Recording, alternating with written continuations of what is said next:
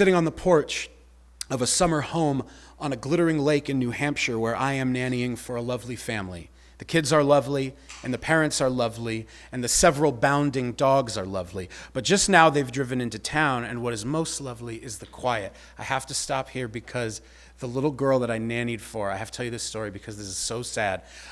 Because this is so sad, so this is, the little girl that I nannied for, she was 5 years old, her name was Charlie. And when she met me and she asked me what my name was, I said my name was Jeremy, and she said, "No offense, but your name doesn't really match your body." And I was like, fair. What should my name be? And she goes, "Bob." And so the whole family called me Bob the entire time I worked for them and introduced me to people as Bob. I was never Jeremy for like months. Anyway, what is most lovely is the quiet and the view from this porch. The sunset perched like pink cake in the trees, lake full of costume jewelry. This morning, I taught the kids the joke about the wagon train, helped the little girl run away all the way up to the end of the driveway where she sat down and told me she missed her dad, how he's been sliding away from her down the greasy gullet of divorce. What to say?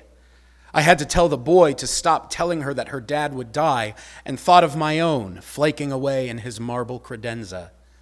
I wish he could witness all of this, reminded as I am of our old camping trips, the wrestling with riddles, the making of s'mores, the smell of whatever that smell is that puts me back in the green Jeep beetling over mountains with my sister, my cousins, Mel Brooks piping through the speakers.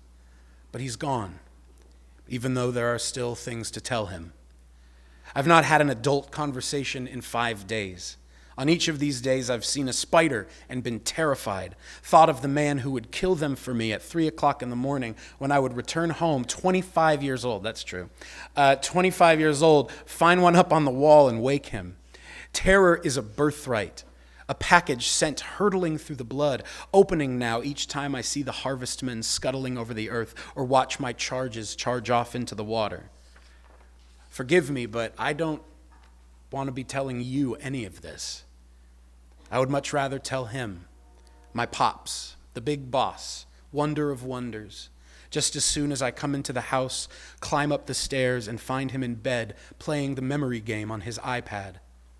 5 months now, or some unimaginable unit of time. I guess this is the year I lose everything, the year my stomach twists into flames and I swallow my whole history. Let me cry a phantom over this lake, phantom of water, my father, silver, a golf shirt stitched of mist. Give him back, if only for a moment. My imagination is all I have left, and the spiders are swarming under the doors.